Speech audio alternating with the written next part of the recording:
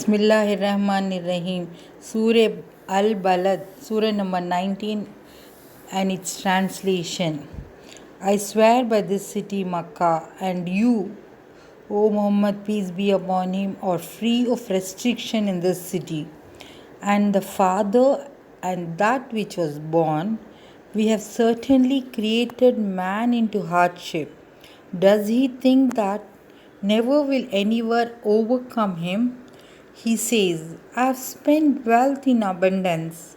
Does he think that no one has seen him? Have we not made for him 2 eyes, and a tongue and 2 lips, and have shown him the 2 ways? But he has not broken through the difficult pass. And what can make you know what is the difficult pass? It is the freeing of a slave, or feeding on a day of severe hunger, an orphan of near relationship, or a needy person in misery, and then being among those who believed and advised one another to patience, and advised one another to compassion. Those are the companions of the right, but they who disbelieved in our signs, those are the companions of the left. Over them will be fire closed. First, the city of Makkah and the hardships being faced therein by the Prophet ﷺ and the state of the children of Adam ﷺ have been cited as a witness to the truth that this world is not a place of rest and ease for man, where he might have been born to enjoy life, but here he has been created into toil and struggle.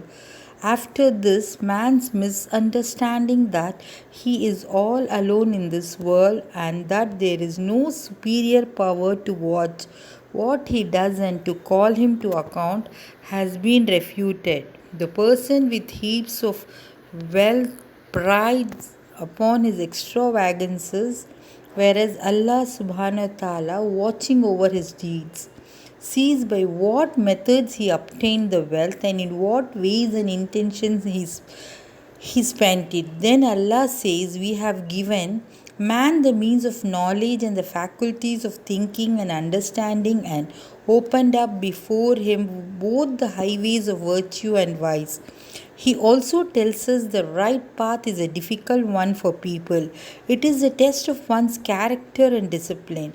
The difficult path includes freeing of a slave, feeding a severe hunger, helping an orphan of near relationship, or needy person in misery. The right path includes one having sabr, having compassion towards one another, joining the company of believers, and should participate in the construction of a society which should fulfill the demands of virtue and righteousness.